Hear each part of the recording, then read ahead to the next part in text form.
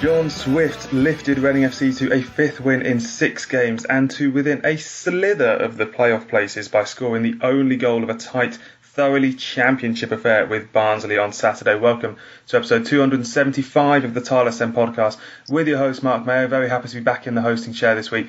Thank you to Ollie for a couple times. It feels like I'm a little bit rusty maybe coming back into the show as the host, but thanks to Ollie for pitching in and finally getting a chance to get away from work and everything like that. Hopefully seems like people are getting that chance now over the last few months to have a little bit of a break and come back fully refreshed, and Reading certainly did that off the international break. And to talk over the win with me is Alan West. Westy, how's it going, mate? Yeah, very well, thank you. And a bit like yourself, a bit rusty, and been on it for a while, but re-infused by results, that's for certain, Mark. Yeah, absolutely. We'll get into that Barnsley game in just a bit, talk about the mailbag as well. There's surprisingly a couple of questions just on how things might go wrong in the mailbag, and we'll cover Newsbites, and then we've got a game against Blackpool in midweek to discuss a bit later on. And as always, a big thanks to ZCZ Films, our sponsor, and our Patreon subscribers. So let's go into the recap then, talk about that 1-0 win at home to Barnsley. Come rain or shine, it's time to relive the latest match action with the recap. This podcast is sponsored by ZCZ Films, Reading's oldest ultras. Well, we had an unbeaten run against Barnsley that's now been extended from 8 to 9. So Reading pretty much on top of Barnsley when it comes to our meetings over recent years. Even last season when Barnsley were pretty decent, got some okay results against them. And Westy, I suppose this one was a little bit of battle of the styles. Barnsley, as they were last season, really high press, get in your face, maybe not quite as good at it this year with their manager going and changing that. But generally speaking, they're still a similar sort of team. Reading, actually statistically speaking, Reading created the second least amounts of presses, if you want to call it that, over the season going into the game. Barnsley had the most. So what we got was kind of a battle of the styles. And Barnsley, as I say, got in Reading's faces. Reading didn't necessarily know how to deal with it, but still came out with the win. Ironically, yeah, it's funny to say that. I think last year, very similar approach, as you already alluded to. But it was a typical championship game. You know, it could have gone either way. Wasn't always the best at times, but you've got to look at Reading now at the moment, and they're getting results and not necessarily playing that well. I think there's much more to come from Reading. I said it about 6 or 8, 7 weeks ago. I tweeted when everyone was saying Pauno out. I said, you know, he's not had the players, and now you've got the players. You're seeing a massive difference in being able to pick teams like Barnsley off who will press you and will try and get in your faces as they did. And again, last year it worked for him beautifully, didn't it? And obviously Woodrow's always a threat up front for him. He's a good championship striker, not a player. I wouldn't be too disappointed if he ended up signing for us, you know, at some point, because he knows where the goal is, and he's playing in what you'd have to say is an average championship side with a way of playing that has been successful. I think ironically the goal, I'm going to talk about it in a minute, but the goal came from a long ball forward, and you notice these high press teams, if you've got good players who can pick long balls, then sort of their press gets it's null and void for them, because obviously if the ball's gone 6 yards up the pitch and you're pressing the defenders, as long as that ball's accurate and have got good quality, that's how you pick them sort of teams off. And they figured it out in the end, Reading, and got the result that again pushed them further up the table. Well, that's the thing with the goal, isn't it? Is that maybe if you'd have said to me 3-4 years ago, we'll have, I mean, I guess obviously Scott Dan playing the ball over the top, you wouldn't be able to say that, but it was a really good ball over the top. But for John Swift to be the person off the left wing making a darting run inside, collects the ball perfectly, rounds the goalkeeper, perfect finish as well. It just shows that he has become the all-round player now. And I think he's the best player of the Championship at the moment. I'm saying that obviously from A, biased point of view, and B, I've not watched every team in the Championship this season, but I can't see anyone who's any better, or certainly anyone who's improved as much over the last few years to do that. And that's what Reading have that is the difference, isn't it? Barnsley, last season, they did have the striker they had on loan, they had Mayo as well. They had good players who made the difference. And Reading this year, and John Swift, if you've got a player like that who can make the difference, then it's just such an advantage to be able to get through these games. Yeah, I think the key is, though, Mark, I mean, Swift, obviously, he's formed probably the best, I would say, since he's ever been at Reading, which coincides with his contract running out. I'm not cynical or anything, true, but you know what I mean? That's kind of coincided with the chance of a big deal in January from some of the sort of lesser Premier League sides, which I can only say, well, I think we all know it, Swift will leave. I think he'll sign a pre-contract agreement in January and he'll be gone by the time May comes at the back end of in the middle of next year. I think that's a definite. I think anyone who thinks other than that is kind of deluded. But I would say this about Red at the moment, especially from the start of the season, there was no quality in their side. And now you look at them, you've got Dan, Drinkwater, Baba, Ajaria, Swift, who could arguably all play Premier League football easily. Bashiru, again, is another player that could probably play bottom level Premier League football. So basically you're looking at 4 or 5 players now that you'd say are Premier League quality. And in Drinkwater, you've got a player who's an international footballer not so long ago playing for England. So if you've got them sort of players in your first 11, you should be somewhere near the top. And I think if Reading had their full squad available to them with your Jaro and your Mates, there's no reason why they couldn't be in the top 3 from what I've seen of the Premier Championship this year. You've got the usual sides up there, obviously Fulham and Brom, but are they unbeatable? I don't think so. So I think it's just good time to come for Reading. As long as they can keep everyone fit and firing and get Joe back in that side, I think they're going to cruise up that division. Yeah. I genuinely believe. Well, that's the thing as well. You say Bournemouth, West Brom, Fulham are the top 3 at the moment, but Coventry are 4th. No disrespect to Coventry, but that's the sort of team that if Reading do have serious ambitions, they can get over them. They can get past that sort of team. And I suppose that's the thing with this game, isn't it? Is kind of taking this sort of performance forward. Is the difficulty that we had in controlling the game actually a sign that we're good because obviously we won, or is it a sign we're bad because we were unable to control the game? I'd say it's more a sign that we're good because Barnsley may be 22nd this year with 1 win, but only Nottingham Forest and Bournemouth have actually beaten them by more than 1 goal. So the table kind of doesn't tell the whole story for Barnsley, and they were a pretty decent team. And Reading, as you say, with Scott Dan and Liam Moore as a partnership, what do you think about that going forward? On paper, that kind of complements itself quite nicely. You've got the more athletic, I guess shorter, if you want to be blunt about it, centre-back more alongside, the taller, more of a unit, not going to be able to get around the pitch as much Scott Dan. We've seen those sort of partnerships, it's almost like a Sonko-Ingham-Arsene sort of partnership, isn't it, on paper that we've had before. That tends to work pretty well.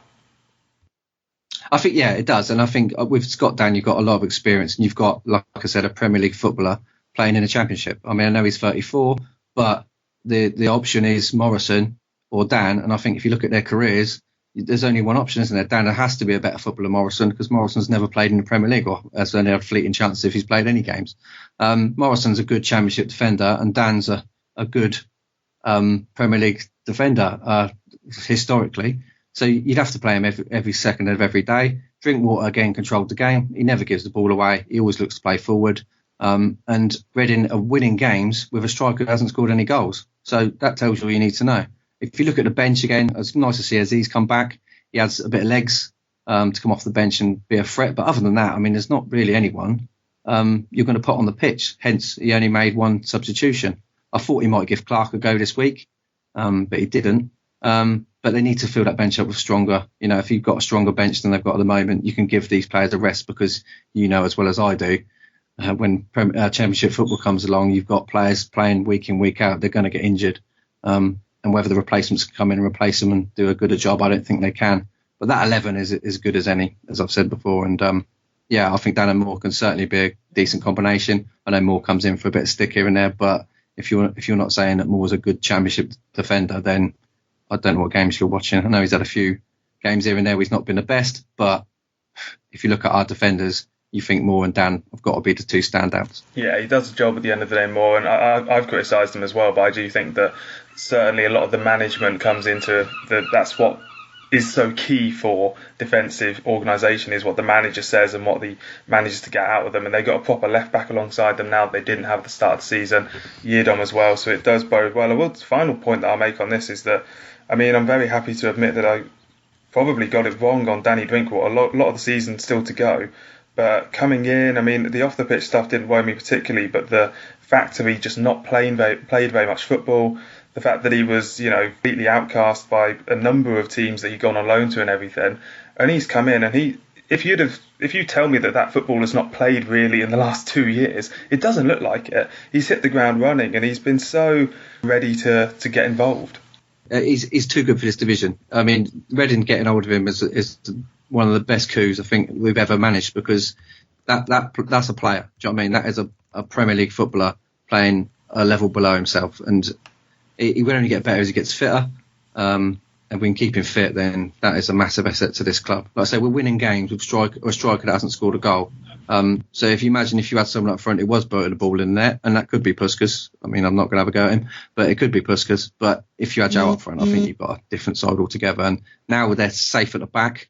They've got good players playing in the defence. I mean, Southwood's goals against stats, I think, are the best in the division, whereas Raphael's were the worst. And I think that bodes badly for Raphael, but I think it's unfair in the fact that he had a side that was, let's face it, letting 20, 30 goals, shots on target go, which we've sort of beating that away a little bit, and we look a much better unit, and we're keeping clean sheets, which is great, isn't it? That's the way to win games. Without playing that well, keep a clean sheet, you don't get beat. And if you've got players like Swift, Drinkwater, and players out on the pitch that can nick a goal for you out of nothing, then it could only be a good thing. Yeah, absolutely. Well, let's go into the mailbag now and hear what you have said as listeners. We'll hear from Velka Poundwich before that, get his reaction from the game, and then go into the mailbag. I'm very happy, obviously, 3 points, very important win, and another clean sheet. The team keeps growing, improving. Today we didn't play our best game, definitely, but we managed to get the win and the 3 points that are very important in this part of the season. So on the other side, I think that the game, we started the first half very well. I think we played very good football in the first half, and unfortunately, the goal that we reviewed after in halftime, the goal that we scored in the first half, Tom Daly's goal, was on. So that would have changed the game. But you know what I like about the team, we don't complain, we just keep going, and we take our chances. We take our chances on set pieces, we take our chances on a counter attack, we take our chances in a very creative build-ups and bring the ball in the final third, and we take our chances also on trying over the top, which finally it worked with an amazing pass from Scott Dan and a fantastic execution from Swifty. So all these things are positives. I think we didn't manage the first 15 minutes well of the second half, although we addressed that we have to expect the team like Barnsley in this situation when they struggle, that they will always look at 0-0 is a positive result for them in a halftime. For all the latest Reading news, analysis and opinion, visit the website at tilehurstend.com. Starting off this week, Ben Thomas, regular on the show, he says, with Drinkwater playing so well, who is the best loan player we've had in the Medeski Stadium era? Now, there's quite a number of options for this one. I know already you said online, Westy, Matt Upson. I think that probably is the answer I'd have to go for, because even as a short-term impact, I think his clean sheet record was just absolutely ridiculous, wasn't it? And he obviously went on to be a really good England international and everything. The thing was when Upson came, when Drinkwater came, he came on the back of quite a few loan signings, hasn't he? And quite good quality loan signings. Whereas when Upson came, they didn't have that. It was just basically Upson. And Upson made an average team virtually unbeatable. Just by being such a great centre-back that the other team couldn't score. Like we're saying, keep clean sheets, don't lose games. And it just released players that were having to hold to get forward a little bit. We scored more goals. Upson was, well, why they never signed him when they had the opportunity. If they did have the opportunity, God only knows, because that was a proper defender. That's a proper player.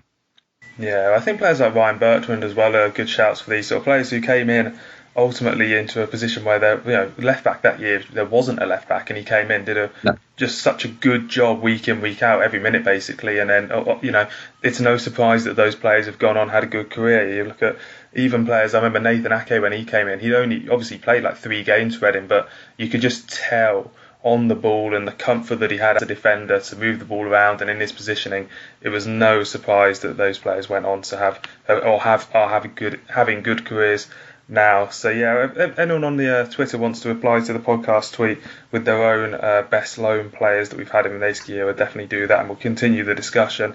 As always, you can get your questions into the mailbag via the email, thetilehurstend@gmail.com, or the Facebook and Twitter. Somerset Royal tweeted us in saying, great to be picking up these wins, but how long do you think we can keep winning these kind of games with our backs against the wall? Obviously, yesterday wasn't quite like Cardiff, but we should be looking for more once we go 1-0 up. A win is a win, but I'm not sure we get the same results playing like that week after week. And I suppose that is true to an extent, Westy, but I kind of think that in a 46-game season, you simply cannot play brilliantly every week, and that when you don't, picking up 1-0 wins against Cardiff and Barnsley like we have, hopefully it sets up a really good performance against Blackpool where, maybe we can go and play really well and put 3 or 4 in. But I think we've just got to accept that this is the best case scenario for a team that, with the injuries and everything we've been talking as well, Reading just getting 3 points on the board at this stage of the season is just so important. Yeah, I mean, with the injury record we've got, and like I said, the bench being as weak as it is, it's a borderline miracle that they're doing so well. We've got players coming in that haven't played together before. I mean, that was the 2 centre-backs have changed for the umpteenth time this season, and have started keeping clean sheets. I just think you've got to cut them some slack, because when they click, I say, when you've got a decent striker in that side, you've got a decent side. I always used to say, I've said it a million times on it, if you ain't got no Joe, you don't win the game. We've been winning games without him, and we struggled last year. As soon as he didn't play, our performances dropped off, because you've got no outlet. If you've got Joe in that team, you've got a different side. So I just think stick with it as it is, because you've got 11 players that are playing week in, week out and getting results. That can't carry on, but there's more. I think there's more to come from Reading. So if you're getting results now, that's a good sign. Yeah, it's about how we build it, I guess. And obviously, if you want an example of a team that perhaps is putting in decent performances but not getting the results, look at Barnsley, because they have, they didn't play badly on Saturday and they are 22nd in the league as a result of the fact they lost. Alan Scott, he emailed us in saying, with Swift in this form, his value must be increasing with every game. With this in mind, what is his minimum and maximum sale value, and what do we need to do with the money? For me, what we need to find is a rock in the middle of the park to battle and inspire, turning games around and seeing games out. Matt Williams also said, negative question, apologies. However, how likely do you think it is that we'll lose Swift in January? What type of bid do you think it will take? I'll have an awful feeling we'll have another Elise style gone for well below expectation scenario. I mean, you said Westy earlier you think he'll be gone at the end of the season. I mean, I would say that I don't think he can sign a pre-contract agreement with an English club in January. Obviously, he can basically, gentleman's agreement, handshake, that sort of stuff, but he can't physically sign on the dotted line until I think it's a month before the contract expires. So I think the question is, for me, is the ultimate goal Reading keeping him at all costs to think that he's going to fire us to promotion, or do we accept that promotion is beyond us this year? Potential points penalty. Obviously, if there's a good deal, then it's a good deal. We get money for it. We are kind of struggling for money at the moment. Is it all of that? Is that more important than pushing through and hoping that he can deliver us to the Premier League? Because obviously, if he fires us to the Premier League, it doesn't matter if he goes for free. Reading are laughing, aren't they? But is there the temptation, if you say Reading are going to finish 11th with Swift in their team, you'd probably sell him, because that's, let's say for argument's sake, £3 million that you don't get, and all you get, Swift, he can deliver us from 12th to 11th, isn't worth £3 million. So if Reading aren't going up, I think you sell him in January. I think that this season is absolutely pivotal to our next 10 years. If Reading really have to get promoted this year, don't they? Because if they don't, I think everyone's going to pretty much leave. We'll lose all the people. The youngsters will probably go, and we'll end up being a struggling championship side. I think that the owners probably realise this, and they will keep him till the end of the season, regardless of what offer comes in for him on January. Because let's face it, if we sell him and we don't make the playoffs for some reason, because I think we should make the playoffs, even with points deduction, I still think we'll be there or thereabouts. If you sell him in January and then you end up finishing mid-table anyway, you're going to lose some of your best assets. And I think really this is a sort of all or nothing season. If they don't get in the playoffs and get promoted, I think Reading are going to struggle for the next 5 or 6 years. Generally think that. Yeah, it's difficult, isn't it? Because that's it. What we don't know is what it takes for us to be kind of levelled out with the financial side of things. If Reading can, if maybe there's a scenario Reading can not go up this year and actually be, because as the financial fair play kind of cancels out whatever happened 3 years ago, in theory if we're better now, maybe there will be a bit of money in the summer or whatever, or will be not as bad as it was the previous summer. Maybe we can kind of work things out, but it just depends as you say, whether it is, I'm not sure personally whether it is an all or nothing season, but it's pretty close. And yeah, I think it might well be. Yeah, I think £3 million or whatever, £3 million ain't going to make a difference. I don't think it makes the blindest bit of difference to their finances. I mean, if you overspent by 100 million, then 3 million's a drop in the ocean, isn't it? I mean, it's a shame that we've run down these contracts and we lose these players for nothing. But there is no doubt in my mind, if I was John Swift at 26 years old, and as you said, he's probably one of the best, if not the best midfielder in the Championship. There's a Championship player.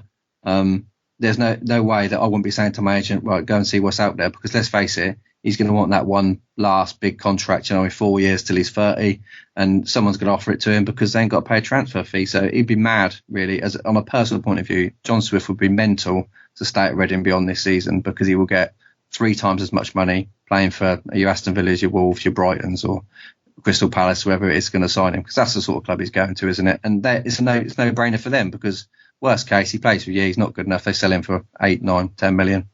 I think it's good business for them, and Reading are going to lose out on a player because they didn't have their house in order, and it's their own fault. And it's not the first time it's happened, does it? Like I said, it's happened last year with 2 of the brightest young English prospects, or the brightest young prospects in England. We lost them for next to nothing. Yeah, no, that is ironically the only way that Reading can keep John Swift is by getting promoted, and by somehow then having the money. Yeah, as you say, even then, if we can suddenly conjure up 50 grand a week at the end of the season, that's our only chance, isn't it? Would you give him 50 grand a week? I don't think he's a 50 grand a week player. I know he's playing well at the minute, but I don't think... if he delivers us to promotion, then he probably would. He does, but I think for 50 grand a week, you could probably have an upgrade on John Swift. Yeah, well... It's my opinion. No, absolutely no. It's difficult, isn't it? I think that's the problem is that we're kind of giving this a judgment in October, when obviously even in January we won't know. I mean, as you say, maybe £3 million does make a difference, maybe it doesn't. But even in January, we won't know whether he's worth selling, because we won't know where we're going to finish. So no, I think it's going to be a Sidwell situation where we already know he's leaving. He won't say he's leaving, and then by the time May comes, he'll be gone. And you can't blame him. Fair play to him. Do you know what I mean? Yeah, no, absolutely. We've had it with loads of players over the years. I remember Alex Pearce was one of them. I remember the thing is, Alex Pearce, when the whole thing was going on about his contract, there was after one game he ran over to the fans and celebrated and tapped his badge, and it was everyone's like, oh, yep, he's off then. That's definitely happening. Yeah, that's it, yeah. So we'll probably have sort of thing with Swift. But I mean, ultimately, I think we'll all agree that the best case scenario is that he fires us to promotion, and then it doesn't really matter. No, it doesn't matter. No, that's right. Speaking of which, Alistair FC, final question this week saying, do you think Reading will delay the points deduction if we continue this form? Personally, I would take the points deduction now. I mean, I don't know if Reading have any say whatsoever in when the points deduction, should it hit, when it hits. I certainly don't have much faith in the EFL for actually getting through it quickly. I'm not too down on the fact that Reading have a points deduction coming, so I don't think anyone can really argue against it, but I don't certainly think that there's any guarantee that it's going to happen in the next 6 months or 9 months or whatever. Just because there's been some media reports doesn't mean it is on the brink of happening. The EFL are hardly the most fluid and mobile organisation on the planet, so I suppose, Westy, maybe it does happen next season. It might well do. I think they have to sort Derby out first before they ever come looking for us. Obviously, I think they've taken their points deduction to court of arbitration or something. So that might go on for a while. If they get to their 12-point deduction, then obviously it'd be Reading's turn to get whatever we get. And I don't think it'd be 12 points. But on the flip side, I think actually it's quite a motivating factor to keep winning games, isn't it? Sort of go for the jugular, because if you know you've got a points deduction coming, it's best to accumulate as much as you possibly can before they do it. And I think actually it might be motivating us to, because we only had one draw this season, it might motivate us to try and win games. Yeah. Rather than just playing out draws, you know what I mean? Yeah, no, it's not a bad point. I think also, I mean, as you say, with appeals and all that sort of stuff, there's half a chance that Reading might be able to appeal it, or maybe they won't, but appeal it and then knock it into next season as a result, and then controversially stick Reading in the playoffs by 4 points or whatever as a result of appealing it. I don't know, but it's not going to go away. And it's just the sort of thing that Reading fans, I think, yeah, because there's obviously a lot of wrangling that's going on behind the scenes. We'll find out when it happens, basically. And the EFL, as I say, not too sure that they'll be firing off anything anytime soon. Touch wood anyway, because that's not how they've generally been as an organisation. But more on that as we get it. And stay tuned to the Tilehurst End blog, website, Twitter feed, everything like that for what is going on latest with the club. Speaking of which, let's go into Newsbites.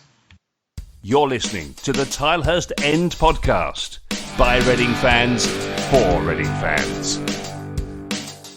Not a huge amount of news going on around the club this week, so I'm just going to run you through what's happened with the other football teams inside the club. The women's team, having downed Aston Villa 3-0 to get off the mark for the new season, they suffered a late defeat to Bristol City in the WSL Cup group opener.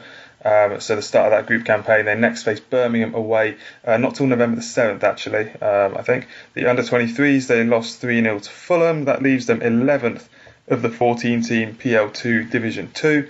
They host winless Southampton on Monday the 25th.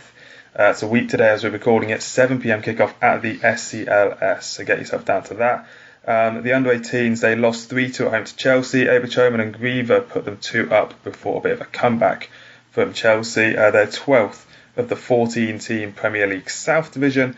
They travel to Brighton next weekend, and as always you can catch reports from both the women's and the under-23s teams this season on the Tilehurst End website. As much as we can cover them, we'll be doing that. So, big game for Reading senior men's team, as it were, on Wednesday. Blackpool at home. Let's talk about that now in Big Match Preview. Be loud and be proud and back the boys and make some noise. Come on, you R's! Shout out to this week's podcast sponsor, ZCZ Films, showing that age is no barrier to being a hula hoop. We're in a run of Bs at the moment. Westy, we've had Barnsley, now we've got Blackpool. 4 teams in a row we're facing start with B. 5 of the next 6, or 5 of the current 6, I suppose, that Reading are playing start with B. I don't know if that's ever happened before. There's probably a stat out there, but I'm not particularly sure anyone's ever bothered to make it. This Blackpool team, far from a joke, really. They're 15th at the moment. 2-1 loss to Forest, ended a 4-game unbeaten run.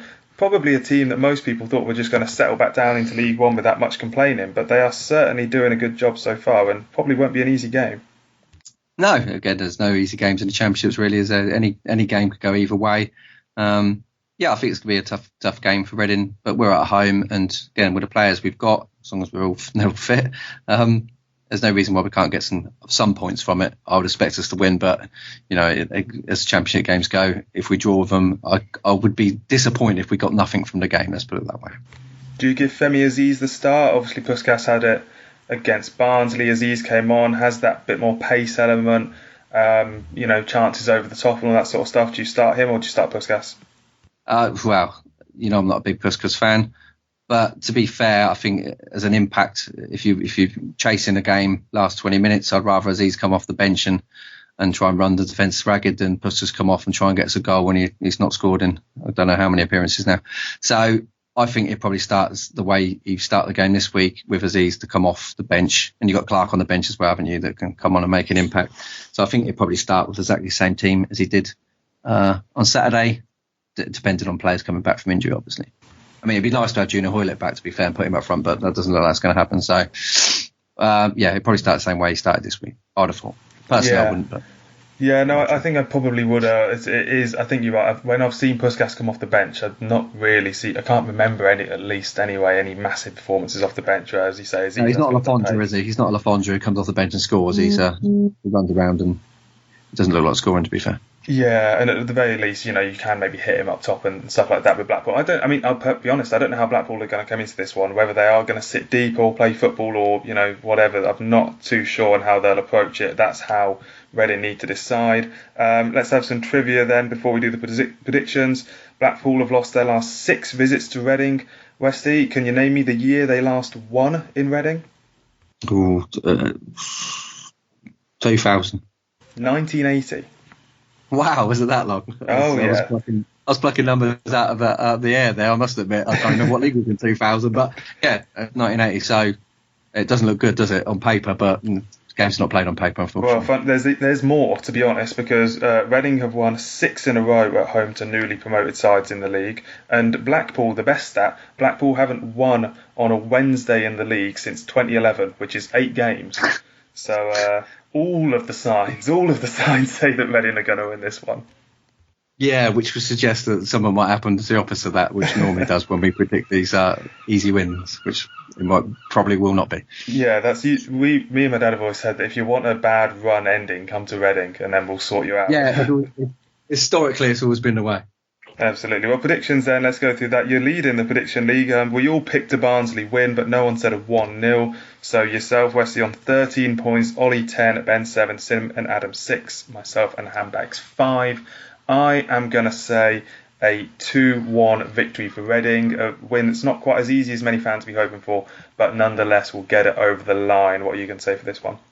Do you know what? I think at some point Reading are going to really get a good win, and I think it's going to be on Wednesday night. I'm going to go for something ridiculous. I'm going to go a 3-0 win. 3-0, lovely. I'll settle for that every day of the week. So that draws to a close episode 275 of the Tilehurst End Podcast. Thank you very much, Westy, for popping on this week, and hopefully, as you say, that 3 points will arrive on Wednesday. Yeah, again, all them bees, that's what's creating quite a buzz around the club, I think. Oh dear. What a way to end it. Right, end on a high. I usually come up with a little bit of a speech at the end of the show, but maybe I won't this week. That's ruined it for you, hasn't it? Sorry. No, I do like a pun, to be fair. I think Reading this week just need to keep doing as they've been doing for ages. It's just a case of every game we turn up with the same mentality, and Barnsley did well to hold us back, but they ultimately couldn't. There's absolutely no reason to think that Blackpool won't be a team that we can step aside. And then obviously we go to Blackburn on Saturday, and that could well be a huge game for teams looking to get into the playoffs. But with 3 points for the Wolves on Wednesday, we'll be looking for that in very good form. Thank you very much for listening. Come on, you R's.